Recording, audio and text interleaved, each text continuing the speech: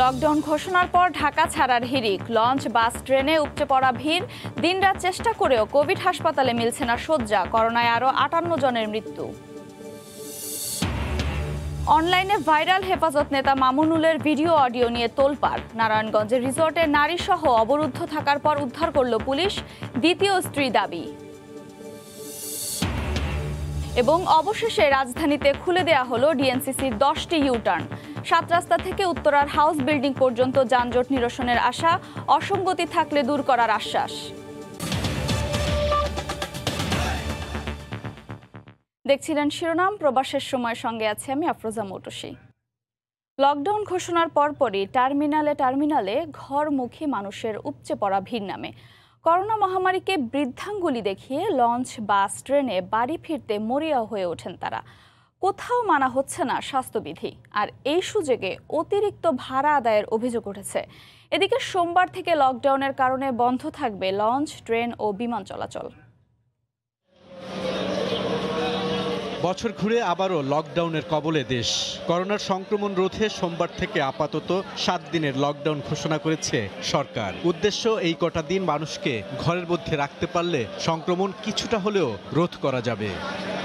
কিন্তু সদরঘাটের এই চিত্র আশায় গুড়েবালি, যেন 7 দিনের ছুটি ঘোষণা করা হয়েছে। করোনা ভাইরাস মহামারীর আতঙ্ককে তুচ্ছ করে ঘরমুখ দক্ষিণের মানুষ এখন বাড়ি না গেলে রাজধানীতে আটকে পড়ার আশঙ্কায় এমন তাড়াহুড়ো। অন্যান্য ডিস্ট্রিক্টের থেকে ঢাকাতে করোনা ভাইরাস বেশি প্রকোপ বেড়ে গেছে, এজন্য তড়িঘড়ি করে দেশের বাড়িতে চলে যাচ্ছে আর কি। সরকারি নিয়ম নীতিমালা আমরা শ্রদ্ধা রেখে আমরা বাড়িতে চলে যাচ্ছি। থাকা খাওয়া আমাদের দ্বারা ঢাকা থাকতে পারবো না, ঘর ভাড়াটা দিয়ে এই জন্য দেশে চলে যেতে। করোনার কারণে দূরত্ব বজায় রেখে বসাচ্ছি, হ্যাক্সিসল মারতেছি এবং টেম্পারেচার মেশিন দ্বারা তাপমাত্রা পরিমাপ করে যাত্রীদেরকে উঠাচ্ছি। মাস্ক ব্যতীত কোনো যাত্রীকে আমরা লঞ্চ উঠাচ্ছি না। লকডাউনের প্রভাবে যাত্রীর চাপ বেশি বলছে বিআইডব্লিউটিএ। আগের চেয়ে 50%, সেই হিসাবে তো একটু বেশি আছেই।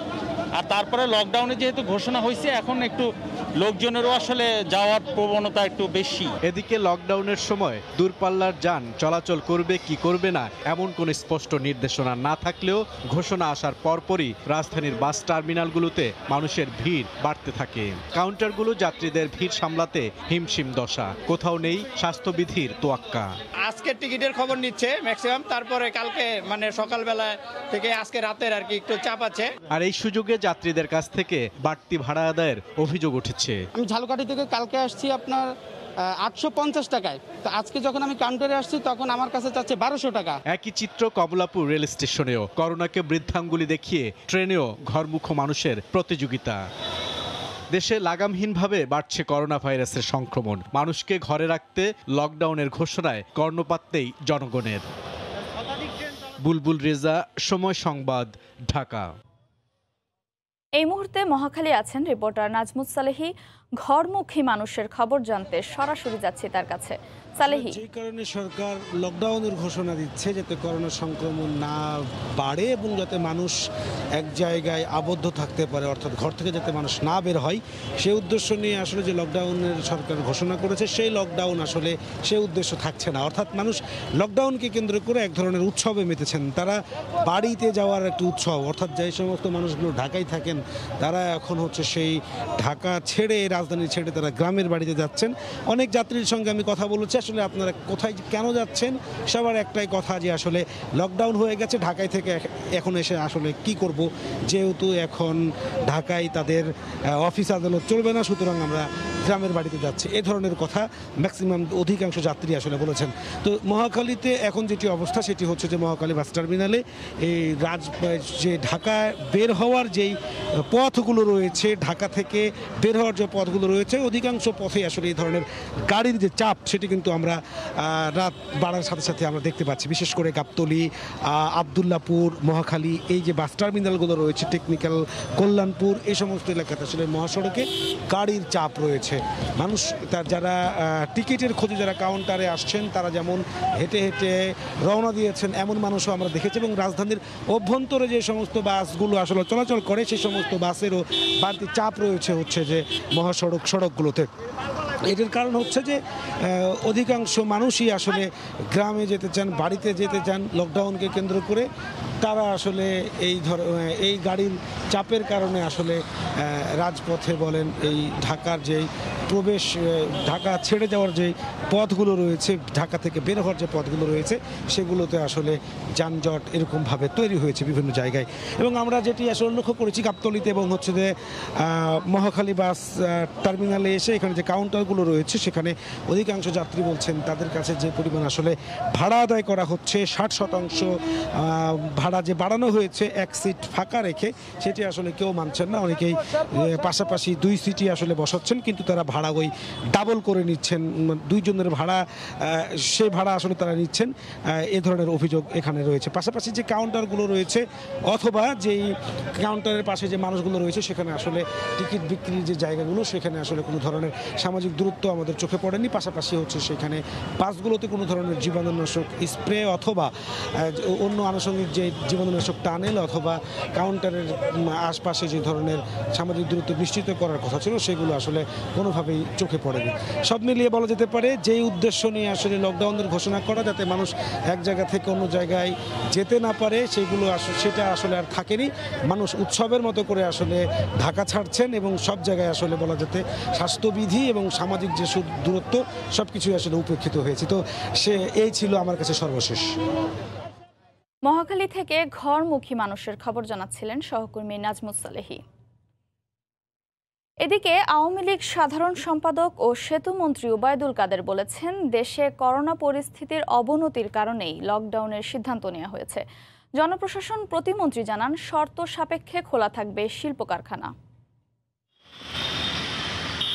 দেশে পাল্লা দিয়ে বাড়ছে করোনা ভাইরাসের সংক্রমণ, বাড়ছে শনাক্ত ও মৃত্যুর হার। টানা কয়েকদিন করোনা রোগী শনাক্ত হয়েছে প্রতিদিন গড়ে ৫,০০০-এর বেশি। গত বৃহস্পতিবার একদিনে সর্বোচ্চ ৫৯ জন করোনা সংক্রমিত হয়ে মারা গেছেন। গত ৯ মাসের মধ্যে করোনায় একদিনে এটি সবচেয়ে বেশি মৃত্যু।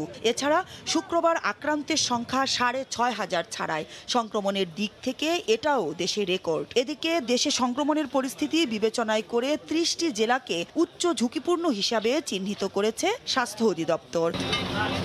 করোনায় আক্রান্তের সংখ্যা লাফিয়ে লাফিয়ে বাড়তে থাকায় পুরো দেশ লকডাউনের সিদ্ধান্ত নিয়েছে সরকার। আওয়ামী লীগ সাধারণ সম্পাদক ওবায়দুল কাদের এক ভিডিও বার্তায় সরকারের এই সিদ্ধান্তের কথা জানান। বিরাজমান পরিস্থিতিতে শেখ হাসিনার সরকার আগামী সোমবার থেকে 1 সপ্তাহ সারা বাংলাদেশে লকডাউনের সিদ্ধান্ত নিয়েছে। এ সময় শিল্প কারখানা ও জরুরি সেবাদানকারী সংস্থা ছাড়া সবকিছু বন্ধ থাকবে বলে জানিয়েছেন জনপ্রশাসন প্রতিমন্ত্রী ফরহাদ হোসেন। লকডাউন চলাকালে শুধু জরুরি সেবা দেয় সে ধরনের প্রতিষ্ঠানগুলো খোলা থাকবে আর শিল্প কলকারখানা খোলা থাকবে যাতে করে শ্রমিকরা স্বাস্থ্যবিধি মেনে এবং বিভিন্ন শিফটিং এর মাধ্যমে তারা কলকারখানায় কাজ করতে পারে। লকডাউন চলাকালে সাধারণ মানুষকে স্বাস্থ্যবিধি মানাতে প্রয়োজনে সরকার আরও কঠোর হবে বলেও জানান তিনি। মৌসুম ইসলাম, সময় সংবাদ, ঢাকা। করোনার সংক্রমণ ঠেকাতে বন্দর নগরী চট্টগ্রামে শনিবার সন্ধ্যা ৬টার পর মাত্র কয়েক মিনিটে বন্ধ করে দেওয়া হয়েছে ১৫০-র বেশি বিপণী বিতান এবং ১,০০০-এরও বেশি রেস্তোরাঁ। তুলে দেওয়া হয়েছে ফুটপাতে বসা হাজার হাজার দোকান। আশরাফুল আলম মামুনের ক্যামেরায় বিস্তারিত জানাচ্ছেন কমল দে। মুহূর্তে পাল্টে গেল চিরচেনা দৃশ্যপট। মাত্র কয়েক মিনিটে বন্ধ হয়ে গেল নগরীর ১৫০ বেশি ছোট বড় বিপণী বিতান। করোনা সংক্রমণ ঠেকাতে আগে জেলা প্রশাসন নির্দেশ দিয়েছিল ওষুধের ফার্মেসি, কাঁচা বাজার এবং মুদি দোকান ছাড়া বাকি সবকিছুই বন্ধ রাখতে হবে। বন্ধ রাখতে হবে বিপণী বিতান, মার্কেট, রেস্টুরেন্ট সহ জনসমাগম হয় সব এলাকা। আর নির্দেশনা অনুযায়ী ব্যবসায়ীরা ৬টার আগেই বন্ধ করে দেয় সবগুলো বিপণী বিতান। আর পুলিশ এসে সরিয়ে দেয় রাস্তায় অবস্থান নেওয়া খুচরা দোকানিদের। ব্যবসায়ীরা সরকারের ডাকে সাড়া দিয়ে তাদের দোকানপাট বন্ধ করেছেন এবং কার্যকরী পদক্ষেপ গ্রহণ করেছেন। ব্যবসায়ীরা বলছেন তারা গত রমজানে করোনার জন্য ব্যবসা করতে পারেনি, আর এবারও যদি একই পরিস্থিতি হয় তাহলে তাদের পথে নামতে হবে। এক্ষেত্রে তারা বলছেন যেন সীমিত আকারে বিপণী বিতানগুলো খোলা রাখা যায় সেই ব্যবস্থা নিতে হবে সরকারকেই। আমরা গত রমজানে ব্যবসা করতে পারি নাই, এই রমজানও যদি আমরা ব্যবসা করতে না পারি আমরা করোনায় মরতে হবে না, আমরা না খেয়ে মরে যাব। সরকারের কাছে অনুরোধ করব আমাদের যেন একটা যে কোনো একটা নির্দিষ্ট টাইম দিয়ে রমজান মধ্যে খোলা রাখার জন্য আমাদের জন্য একটা সুযোগ ব্যবস্থা করে দেয়। গত কয়েকদিন ধরে চট্টগ্রামের করোনা সংক্রমণের উদ্যোগতি হচ্ছে, দিন দিন বাড়ছে করোনা রোগীর সংখ্যা, প্রতিদিনে 500-র বেশি রোগী শনাক্ত হচ্ছে এই চট্টগ্রামে, যে কারণে আগে এখানকার যে দর্শনীয় স্থানগুলো রয়েছিল সেগুলো বন্ধ করা হয়েছিল, আর আজ থেকে বন্ধ হয়ে গেল বিপণী বিতান সহ সব ধরনের ব্যবসা প্রতিষ্ঠান। চট্টগ্রামে নিউ মার্কেট থেকে কমল দে, সময় সংবাদ। করোনা হাসপাতালে ঠাঁই হচ্ছে না রোগীর, মিলছে না শয্যা। হাসপাতালের করিডোরেও দেয়া হচ্ছে রোগীদের জরুরি চিকিৎসা। দিনরাত বিভিন্ন হাসপাতালে দিক-বিদিক ছুটোছুটির পর অজানা শঙ্কা নিয়ে ফিরতে হচ্ছে বাড়িতে। হাসপাতাল কর্তৃপক্ষ বলছে রোগীর চাপ সামাল দেয়া সম্ভব হচ্ছে না তাদের পক্ষে। এদিকে করোনার সবশেষ 24 ঘন্টায় মারা গেছেন আরও 58 জন, আক্রান্ত হয়েছেন 5683। সাইরেন বাজি আসা এক একটা অ্যাম্বুলেন্স যেন প্রবেশ করছে এক একটা দুঃসংবাদকে সঙ্গী করেই। এমনিতেই করোনা রোগীতে ঠাঁই নেই অবস্থায় নাজুক হাসপাতালের চিকিৎসা ব্যবস্থা, তার সঙ্গে প্রতি মিনিটে যোগ হচ্ছে নতুন রোগী। কেউ অপেক্ষায় আছেন আগের দিন রাত থেকে ন্যূনতম 3-4 ঘন্টা, তবু মিলছে না সিট। যারা জরুরি অবস্থায় আসছেন, হাসপাতালে বেডে জায়গা না পেলেও বাইরে বারান্দায় অপেক্ষমান অবস্থায় তাদের অনেককেই অক্সিজেন সহ জরুরি চিকিৎসা সেবা দেয়া হচ্ছে। এত লেন্দি প্রসেস, এটা খুবই সমস্যা আসলে একটা পেশেন্টের জন্য। অসুস্থ বলে নিয়ে আসছি, ভর্তি হওয়ার কথা, কিন্তু 1 ঘন্টা পেরিয়ে গেছে। 3 ঘন্টার মধ্যে কোনো সংবাদ হয়নি, এখনো কোনো সিরিয়াল আসেনি, ওই যে দাঁড়ায় রয়েছে। আজকে ভর্তি করতে পারবেন? মনে হয় না। রাজধানীর কোভিড ডেডিকেটেড 10টি সরকারি হাসপাতালে 2511 সাধারণ শয্যার সবগুলোতেই রোগী তো আছেই, কোথাও কোথাও বেডের চেয়ে দ্বিগুণ এখন ভর্তি রোগীর সংখ্যা। আর আইসিইউ তো এখন রীতিমতো সোনার হরিণ, রোগী সামাল দিতে হিমশিম খাচ্ছে হাসপাতাল কর্তৃপক্ষ। টোটাল বেড সংখ্যা হলো 250টা, টোটাল অ্যাডমিট আছে 428টা, আর আইসিইউ সংখ্যা আমাদের 10টা।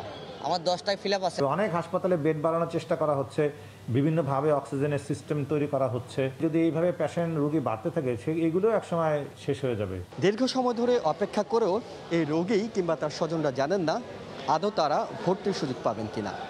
এ অবস্থায় বিদ্যমান হাসপাতালগুলোর পাশাপাশি জরুরি ভিত্তিতে ফিল্ড হাসপাতালের ব্যবস্থা করার তাগিদ দিচ্ছেন বিশেষজ্ঞরা। এখন যে একটা সিটের অভাব, অন্তত এই মানুষটা লোকেরা ওখানে ভর্তি হয়ে তারা they can take the treatment. এর মধ্যে রাজধানীর উত্তর সিটি কর্পোরেশনের মহাখালী মার্কেটে 1250 শয্যার কোভিড হাসপাতালের জন্য প্রস্তুত করার কাজ চলছে। এই ধরনের হাসপাতাল সংখ্যা দ্রুত বাড়িয়ে চিকিৎসা সেবা নিশ্চিত করার দাবি সংশ্লিষ্টদের। এহসান জুয়েল, সময় সংবাদ, ঢাকা। রাজধানীতে যানজট নিরসনে 10টি ইউ-টার্ন খুলে দিয়েছে ঢাকা উত্তর সিটি কর্পোরেশন। শনিবার সকাল থেকে খুলে দেওয়ার পাশাপাশি বন্ধ করা হয় 7 রাস্তা থেকে উত্তরার সবগুলো রোড ক্রসিং। শুরুর দিন মহাখালী ও চেয়ারম্যান বাড়িতে রাস্তা সরু হওয়ায় গতি কমায় কিছুটা ভোগান দিতে হচ্ছে, তবে বাকি পয়েন্টগুলোতে সুফল মিলছে। ডিএনসিসি বলছে শতভাগ সুফল মিলতে কিছুটা সময় লাগবে। অসঙ্গতি থাকলে ব্যবস্থা নেওয়া হবে বলে জানিয়েছেন উত্তরের মেয়র। অবশেষে আলোর মুখ দেখল রাজধানীর উত্তর সিটির ইউটার্ন প্রকল্প। এর আগে আলাদাভাবে 4টি ইউটার্ন খুলে দেওয়া হলেও এবার একই সঙ্গে খুলে দেওয়া হলো 10টি ইউটার্ন। এতে করে 7 রাস্তা, মহাখালী, আমতলী, বনানী 11 নম্বর ও কামাল আতাতুর্ক এভিনিউ সহ বেশ কয়েকটি রাইট টার্ন বন্ধ করে দেওয়া হয়। হঠাৎ করেই তাই অভ্যস্ত হতে কিছুটা সময় লাগছে এ পথে চলাচলকারীদের। আমার কাছে মনে হয় যানজট বাড়বে, কারণ হচ্ছে আপনার আমি এখন যাবো এখানে, এখন আমি আবার সেই সামনে ঘুরে ইউটার্ন নিয়ে যাবো। এই পুরো 1 থেকে 3-4 কিলো পথ একটা ইউটার্নের জন্য আমাকে এই অবস্থা।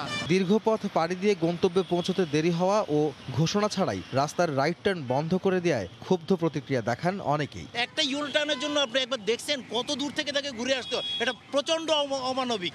এই রাস্তায় অনেকগুলো হসপিটাল আছে, কিন্তু যারা পেশেন্ট ইমার্জেন্সি তাদের জন্য কি করা হবে? তারা কি ঘুরতে ঘুরতে আসবে? আবার যেসব টার্নে রাস্তা তুলনামূলক সরু, সেখানে কমেছে গাড়ির গতি, তৈরি হচ্ছে দীর্ঘ সারি। জায়গার দরকার আসলে, এই জায়গাটা বেশি চাপানো হয়ে গেছে, এই চাপানোর জন্য একটু সমস্যা হয়ে যায়। এই যে রাস্তা শুরু হয়ে গেছে, এতে তো একটু যানজট হবে। প্রাথমিকভাবে অসঙ্গতিগুলো আমলে নিয়ে কাজ করার কথা জানালেন উত্তরের মেয়র। অলরেডি মনিটর করছি আমাদের ড্রোনের মাধ্যমে আমাদের ক্যামেরা লাগানো আছে, টোটাল রিপোর্টগুলো কিন্তু আমরা পাবো। একটি টেস্টের মাধ্যমে কিন্তু অনেকগুলো চ্যালেঞ্জ কিন্তু বের হয়ে আসবে। আবার সবাইকে নিয়ে, স্টেক হোল্ডারদেরকে নিয়ে, ট্রাফিক পুলিশকে নিয়ে আমরা বসে আমরা তারপর পরবর্তী কার্যক্রমটা দিব।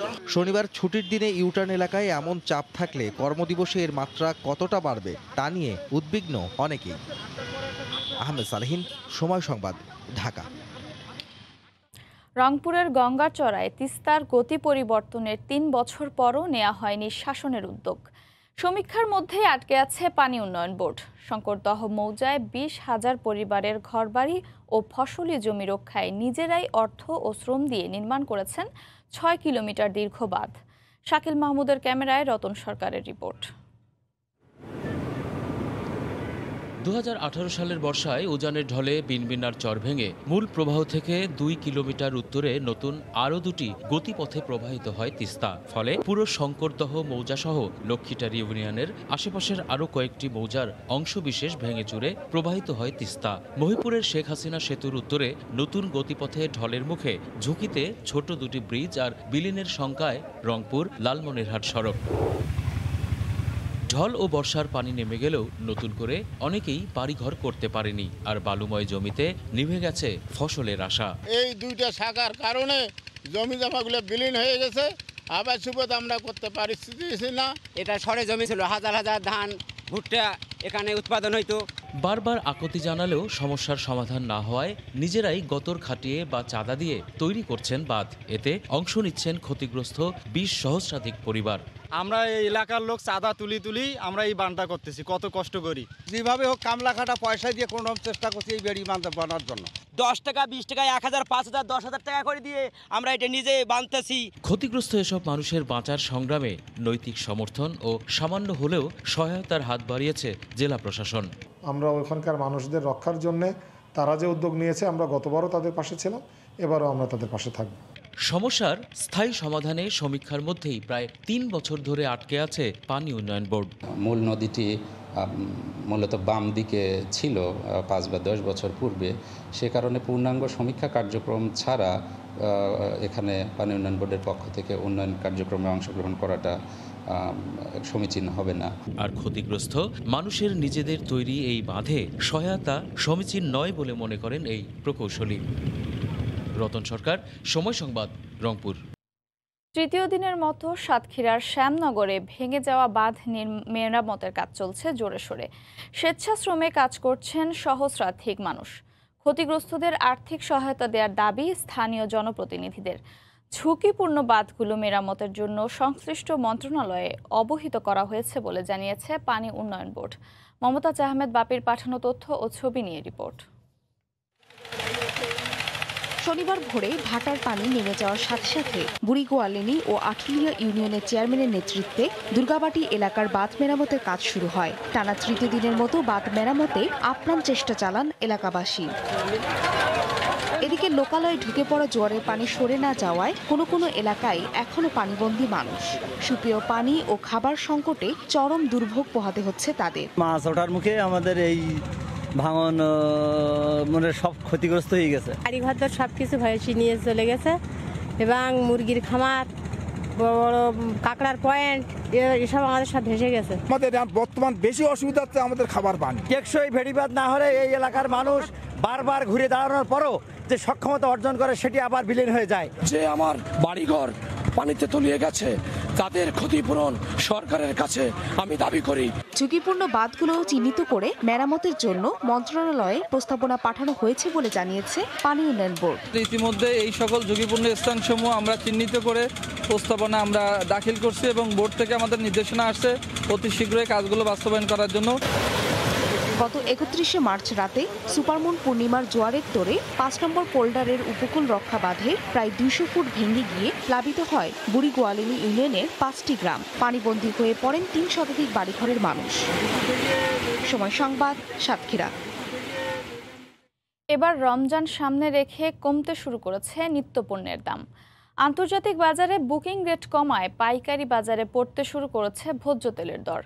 বোতলজাত বাদে অন্যান্য ভোজ্য তেলের দাম কমেছে 3 থেকে 4 টাকা পর্যন্ত।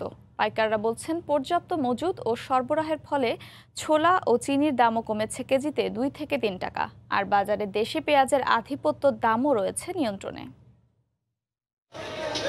হঠাৎ করেই সরবরাহ সংকট দেখিয়ে মূল্য বৃদ্ধি, সিন্ডিকেটের অজুহাত, আকাশচুম্বী দামে ভোক্তার নাভিশ্বাস। প্রতি বছর রমজান এলেই নিত্যপণ্যের বাজারের নিয়মিত দৃশ্য, তবে ব্যতিক্রম শুধু এবছরই। প্রথম দেখলাম যে রোজা সামনে করে সব জিনিসের দাম কমে যায়। দাম বেঁধে দিয়েও গত কয়েক মাসে নিয়ন্ত্রণে আনা যায়নি ভোজ্য তেলের বাজার। তবে আন্তর্জাতিক বাজারে দাম কমায় রোজার আগেই ইতিবাচক প্রভাব পড়ছে ভোজ্য তেলের দরে। রাজধানীর মোহাম্মদপুর পাইকারি কৃষি মার্কেটে গিয়ে দেখা গেল সপ্তাহের ব্যবধানে খোলা সয়াবিন কেজিতে 3-4 টাকা কমে বিক্রি হচ্ছে 125 থেকে 126 টাকায়। পাম অয়েল বিক্রি হচ্ছে 115 টাকা, আর সুপার সয়াবিন বিক্রি হচ্ছে 118 থেকে 120 টাকায়। পর্যাপ্ত মজুত আছে, বাজার বাড়ার সম্ভাবনা নাই মনে হয়। গত সপ্তাহের তুলনায় কেজিতে 2-3 টাকা কমে পাইকারিতে ছোলা মানভেদে বিক্রি হচ্ছে 55 থেকে সর্বোচ্চ 65 টাকা দরে, খুচরায় বিক্রি হচ্ছে 70 টাকায়। ছোলা আমার যেটা আছে মানে মোটামুটি ভালো কোয়ালিটি, সেটা 70 টাকা, চিনি 65 টাকা কেজি। দেশীয় পেঁয়াজের পর্যাপ্ত সরবরাহ থাকায় এবার রমজানে সংকটের কোনো আশঙ্কা দেখছেন না পাইকাররা। সপ্তাহের ব্যবধানে দেশি পেঁয়াজ কেজিতে 30 টাকা থেকে কমে বিক্রি হচ্ছে 27 টাকায়। তবে সরবরাহ কম থাকায় কেজিতে 15 থেকে 20 টাকার মতো বেড়েছে চায়না আদা। গত সপ্তাহে চায়না আদা যেটা আমরা 105 টাকা বিক্রি করেছি, সেটা আজকে 120 থেকে 25 টাকা। তবে কেরালা আদা বিক্রি হচ্ছে 50 থেকে 55 টাকা কেজি দরে, আর প্রতি কেজি চায়না রসুন বিক্রি হচ্ছে 95 টাকায়। শুভ খান, সময় সংবাদ, ঢাকা। লকডাউনে বইমেলা চালিয়ে যাওয়ার কোনো যৌক্তিকতা নেই বলে মনে করেন পাঠক, লেখক ও প্রকাশকরা। পাঠকরা সম্মিলিত মানুষের ভালোর জন্য বইমেলা দ্রুতই বন্ধ করার কথা বলেছেন। অন্যদিকে প্রকাশকরা আর্থিক ক্ষতি পুষিয়ে নিতে সরকারি সহায়তা বাড়ানোর দাবি জানিয়েছেন। দ্বিধাদ্বন্দ্বের দোলাচল ছিল। সবকিছু ছাপিয়ে ফেব্রুয়ারির মেলা শুরু হয় মার্চে। মার্চ পেরিয়ে এপ্রিল, বইমেলা অতিক্রম করেছে 17 দিন। করোনা সংকটে বইমেলা এখন বন্ধের দ্বার প্রান্তে। বইমেলার প্রাণ পাঠকরা বইমেলা চালিয়ে না যাওয়ার পক্ষেই মত দিয়েছেন। ভাইরাসের যে আপনার সংক্রমণের হার যেভাবে আপনার ঊর্ধ্বগতি, এই ঊর্ধ্বগতিতে বন্ধ করা ছাড়া তো বিকল্প কোনো পথ দেখতেছি না। বন্ধ করে দেওয়া হচ্ছে বা বাধ্য হচ্ছে, সেটা হলো যে জনস্বাস্থ্যের দিকটা চিন্তা করেই সরকার এই উদ্যোগ নিয়েছে। অন্যদিকে প্রকাশকরা বইমেলা বন্ধ করাই যৌক্তিক বলে মনে করছেন। তবে যে বিশাল আর্থিক ক্ষতির সম্মুখীন হলেন তা থেকে রেহাই পেতে সরকারি প্রণোদনা বাড়ানোর দাবি জানিয়েছেন তারা। আমরা যারা প্রকাশকরা ইনভেস্ট করেছি তার 10%ও আমরা এখান থেকে নিতে পারছি না। এই মেলাটাই ছিল আমাদের ভরসার জায়গা, সেখানে এসে আমরা ব্যর্থ হলাম। আমরা মনে করি যে এই ক্ষতি পুষিয়ে ওঠা আমাদের প্রকাশকদের জন্য অনেক চ্যালেঞ্জ হয়ে দাঁড়িয়ে। বইমেলা বন্ধ হলেও বইয়ের প্রতি ভালোবাসা থাকুক অমলিন, এমনটাই সবার প্রত্যাশা। তরিকুল ইসলাম সৌরভ, সময় সংবাদ, ঢাকা। জার্মানি সহ ইউরোপের দেশগুলোতে পালিত হচ্ছে খ্রিস্ট ধর্মাবলম্বীদের দ্বিতীয় বৃহত্তম ধর্মীয় উৎসব ইস্টার সানডে। তবে করোনার পুরাতন কিংবা নতুন ধরনের সংক্রমিতদের সংখ্যা বেড়ে যাওয়ায় কিছুটা ম্লান পবিত্র এই উৎসব। এরই মধ্যে রাতে চলাচলের ক্ষেত্রেও দেয়া হয়েছে নানা বিধিনিষেধ। জার্মানি থেকে আরও জানাচ্ছেন সহকর্মী বিটু বড়ুয়া। ইউরোপের অন্যান্য দেশের মতো জার্মানিতেও যথাযোগ্য মর্যাদায় পালিত হচ্ছে খ্রিস্ট সম্প্রদায়ের দ্বিতীয় বৃহত্তম ধর্মীয় উৎসব ইস্টার। কিন্তু এই ইস্টারও বেড়েছে করোনার সংক্রমণ। গত 24 ঘন্টার ব্যবধানে জার্মানির রবার্ট কোখ ইনস্টিটিউট বলছে আক্রান্তের সংখ্যা 22,500-এরও বেশি। তারই মধ্যে 234 জনের মৃত্যু হয়েছে শুধুমাত্র করোনায় সংক্রমিত হয়ে। এ নিয়ে দেশ জুড়ে 28,70,000 মানুষ এখন পর্যন্ত করোনায় সংক্রমিত হয়েছেন, যাদের মধ্য থেকে 25,50,000 মানুষ সুস্থ হয়ে গেলেও 76,800-এরও বেশি মানুষ করোনায় সংক্রমিত হয়ে মৃত্যুবরণ করেছে। এদিকে ইস্টারকে সামনে রেখে তা পালন এবং চলাফেরায় বিধিনিষেধ দিয়েছে জার্মান আইনশৃঙ্খলা বাহিনী। রাত 9টা থেকে ভোর 5টা পর্যন্ত নির্দিষ্ট কোনো কারণ ছাড়া জনসাধারণকে বাইরে বেরোনোর নিষেধাজ্ঞা দেওয়া হয়েছে। ভয়াবহ করোনার পরিস্থিতিতে আমাদের এবারের ইস্টার উদযাপন হচ্ছে একেবারে সাদামাটা। দুর্ভাগ্যজনকভাবে কেউ কারোর সাথে দেখা করতে পারছি না। চলাচলের ক্ষেত্রে রাত 9টা থেকে ভোর 5টা পর্যন্ত কঠোর বিধিনিষেধ দেওয়া হয়েছে। তবে আমি মনে করি যাদের শারীরিক সমস্যা আছে কিংবা যারা চাকুরিজীবী তাদের ক্ষেত্রে এই বিধি নিয়ম শিথিল রাখবে প্রশাসন। এরই মধ্যে অ্যাস্ট্রাজেনেকার স্থগিতাদেশের ফলে টিকা কার্যক্রমে কিছুটা ধীরগতি লক্ষ্য করা যাচ্ছে। তবে জার্মান চ্যান্সেলর আঙ্গেলা ম্যার্কেল এবং স্বাস্থ্যমন্ত্রী ইয়েন্স স্পান মনে করছেন এই এপ্রিলেই আরও 2টি টিকার অনুমোদন পেলে টিকা কার্যক্রমে গতি ফিরবে। তবে জার্মান ভাইরোলজিস্ট ক্রিস্টিয়ান দ্রস্টন মনে করছেন, লকডাউনে কড়াকড়ি না দিলে করোনা থেকে মুক্তি কোনোভাবেই সম্ভব নয়। জার্মানির বার্লিন থেকে বিটু বড়ুয়া, সময় সংবাদ। ফ্রান্সে করোনা পরিস্থিতি আবারও ভয়াবহতার দিকে যাচ্ছে। দেশটিতে একদিনে আক্রান্ত হয়েছেন 50,000-এরও বেশি মানুষ। হাসপাতালের আইসিইউগুলো এখন করোনা রোগীতে পরিপূর্ণ। আইসিইউর সংখ্যা বাড়ানোর প্রতিশ্রুতি দিয়েছেন প্রেসিডেন্ট ইমানুয়েল ম্যাক্রো। এদিকে দেশটির স্বাস্থ্যসেবা নিয়ে সন্তুষ্টির কথা জানিয়েছেন অনেক প্রবাসী বাংলাদেশি। তৃতীয় ধাপে ফ্রান্সে করোনা পরিস্থিতি ভয়াবহতার দিকে যাচ্ছে। দেশটিতে একদিনে আক্রান্ত হয়েছেন 50,000-এরও বেশি মানুষ। এখন পর্যন্ত 48 লাখের কাছাকাছি মানুষ করোনায় আক্রান্ত হয়েছেন ফ্রান্সে, আর মারা গিয়েছেন লাখের কাছাকাছি। এদিকে করোনার সংক্রমণ রুখতে সরকারের পক্ষ থেকে নেওয়া হয়েছে নানা উদ্যোগ। 4 সপ্তাহব্যাপী সারা দেশে লকডাউন আরোপ, আর সন্ধ্যা 7টা থেকে সকাল 6টা পর্যন্ত কারফিউ বলবৎ রয়েছে। তবে নানারূপ বিধিনিষেধ আরোপ করা হলেও সাধারণ মানুষ অনেক ক্ষেত্রেই তা মানছেন না। কিছুটা গরম পড়লে লেকের পার কিংবা অন্যান্য স্থানে স্বাস্থ্যবিধি না মেনেই অনেক মানুষকে জড়ো হতে দেখা যায়। তৃতীয় ধাপে এসে করোনা আক্রান্তর হার বেড়েছে বাংলাদেশি কমিউনিটিতেও। প্রথম কিংবা দ্বিতীয় ধাপে এতটা আক্রান্ত না হলেও এখন প্রতিদিন বাঙালি পাড়ায় কেউ না কেউ করোনায় আক্রান্ত হচ্ছেন। হাসপাতালের আইসিইউতেও ভর্তি রয়েছেন অনেক প্রবাসী বাংলাদেশি।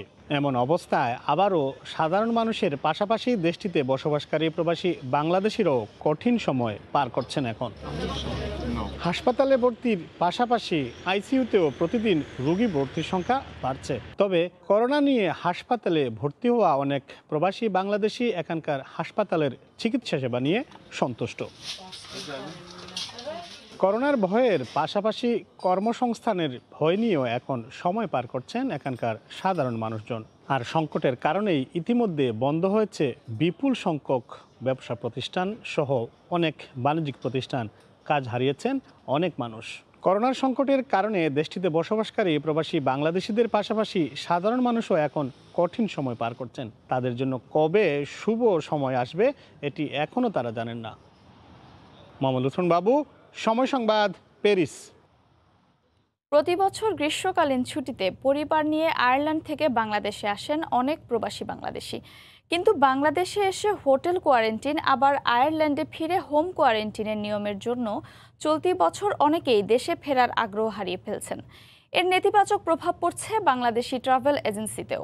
আয়ারল্যান্ড থেকে সৈয়দ জুয়েলের রিপোর্ট। আয়ারল্যান্ডের প্রবাসী বাংলাদেশিরা পুরো বছর ধরে অপেক্ষা থাকেন গ্রীষ্মকালীন ছুটির জন্য, কারণ এ সময়টাতে শিক্ষা প্রতিষ্ঠানগুলো 2 মাস বন্ধ থাকায় তারা দেশ ভ্রমণের সুযোগ পান। আর তাই আগে থেকেই বিমানের টিকিট কেটে প্রস্তুতি নেন তারা। কিন্তু করোনার কারণে 2 মাস ছুটির মধ্যে বাংলাদেশে হোটেল কোয়ারেন্টিনে থাকতে হবে 2 সপ্তাহ, আবার আয়ারল্যান্ডে ফিরে নিজ বাড়িতেই কোয়ারেন্টিনে থাকতে হবে। এসব কারণে চলতি বছর দেশে ঘুরতে যাওয়ার আগ্রহ নেই বাংলাদেশিদের। সাধারণত গ্রীষ্মের ছুটিতে দেশে যাই বেড়ানোর জন্য। আমারও ইচ্ছে ছিল দেশে যাওয়ার, কিন্তু আনফরচুনেটলি ওইটা আমি ক্যান্সেল করে ফেলেছি। কারণ আমি যদি এখন দেশে যাই, দেশে গিয়ে আমাকে হোটেল কোয়ারেন্টাইন করতে হচ্ছে 14 দিন। আবার বাংলাদেশ থেকে যদি আমি আয়ারল্যান্ডে আসি, ওইখানে হোম কোয়ারেন্টাইন করতে হচ্ছে 14 দিন। সো ওইটা আমার জন্য সুইটেবল না। এর নেতিবাচক প্রভাব পড়ছে বাংলাদেশি ট্রাভেল এজেন্সির উপর। আশানুরূপ টিকিট বিক্রি না হওয়ায় ব্যবসায়িক ক্ষতির মুখে তারা। আয়ারল্যান্ডে বসবাসকারী বাংলাদেশিগণ দেশে ভ্রমণ করার ব্যাপারে উৎসাহ হারিয়ে ফেলেছে। এতে করে ট্রাভেল এজেন্সি ব্যবসার ক্ষতি হলেও ঢাকা ট্রাভেলস সকালে সুস্বাস্থ্য কামনা করে। এদিকে চলতি মাস থেকেই প্রতি সপ্তাহে 2,50,000 ডোজ ভ্যাকসিন প্রয়োগ করা হবে বলে জানিয়েছে আইরিশ কর্তৃপক্ষ। বর্তমানে দেশটিতে সপ্তাহে 1,20,000 কম ভ্যাকসিন প্রয়োগ করা হচ্ছে। সৈয়দ জুয়েল, সময় সংবাদ, আয়ারল্যান্ড। বঙ্গবন্ধুর জন্মশতবার্ষিকী ও স্বাধীনতার সুবর্ণ জয়ন্তী উপলক্ষে সংযুক্ত আরব আমিরাতের বাংলাদেশ কমিউনিটি এবার প্রকাশ করল বঙ্গবন্ধু ও বাংলাদেশ নামক বিশেষ প্রকাশনা। শুক্রবার রাতে দুবাইয়ের একটি হোটেলে জমকালো আয়োজনের মাধ্যমে এই প্রকাশনার উৎসব আয়োজন করা হয়। আমিরাত থেকে শিবলি আল সাদিকের রিপোর্ট।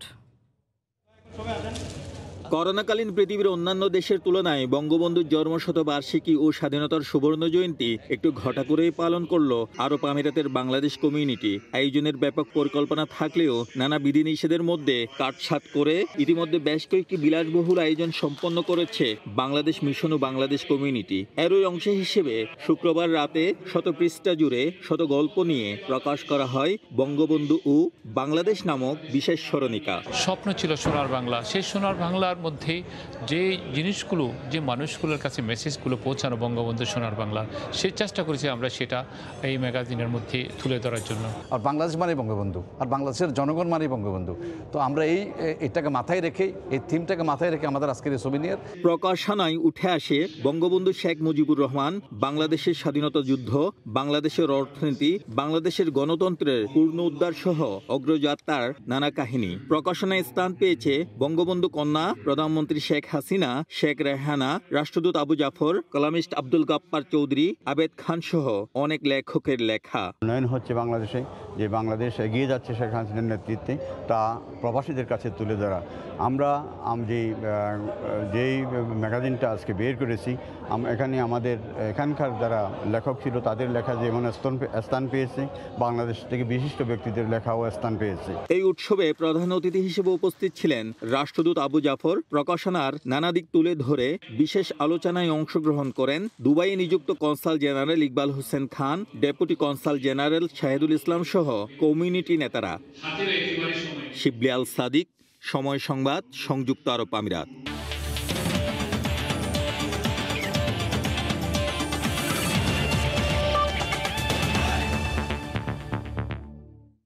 নেপালের ত্রিদেশীয় সিরিজের ফাইনালে হারে হেড কোচ জেমিডের ব্যাখ্যায় সন্তুষ্ট নন বাফুফের সভাপতি কাজী সালাউদ্দিন। জেমির কাছে হারার কারণ জানতে চেয়ে লিখিত প্রতিবেদন চেয়েছেন। বারবার পরাজিত হলে জেমির বিকল্প নিয়ে ভাববেন বলে জানালেন কাজী সালাউদ্দিন।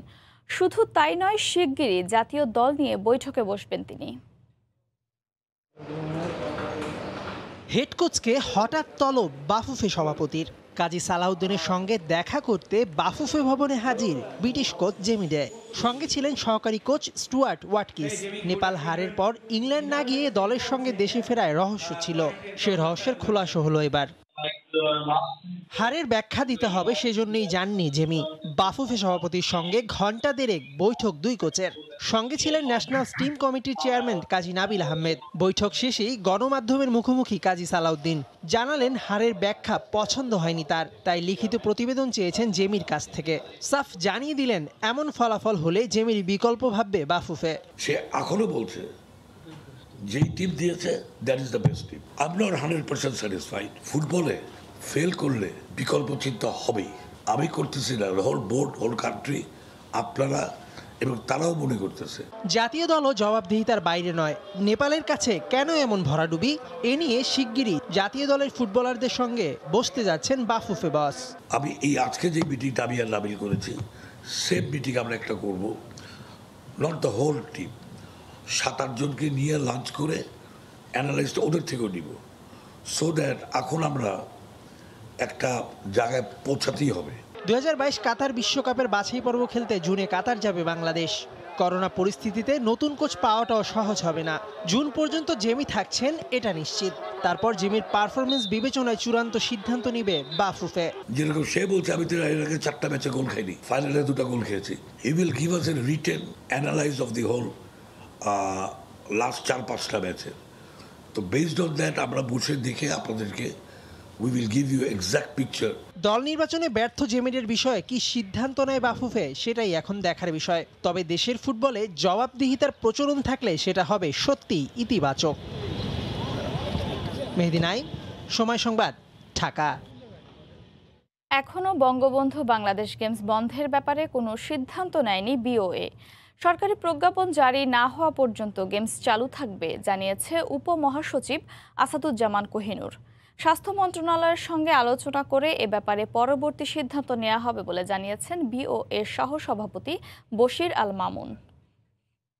গভর্নমেন্ট বলছে 5 তারিখ থেকে লকডাউন দেবে। সেই লকডাউনের তারা তাদের ন্যাচার বলে নাই যে ট্রান্সপোর্ট বন্ধ থাকবে কি থাকবে না। যদি ট্রান্সপোর্ট বন্ধ থাকে তাহলে তো প্লেয়ার আসতে পারবে না, আর ট্রান্সপোর্ট ওপেন থাকলে আমাদের গেম ওপেন থাকবে, এটা বলতে পারি। যেহেতু আমাদের মাননীয় প্রধানমন্ত্রী গেম উদ্বোধন করেছেন এবং ওনার নলেজ আছে, ইনস্ট্রাকশন তো ওইভাবে আসতে হবে উপর থেকে। এই মুহূর্তে আমাদের সিদ্ধান্ত হলো যে 4 তারিখ পর্যন্ত আমাদের যে গেমস গুলো আছে সেগুলো শেষ করা।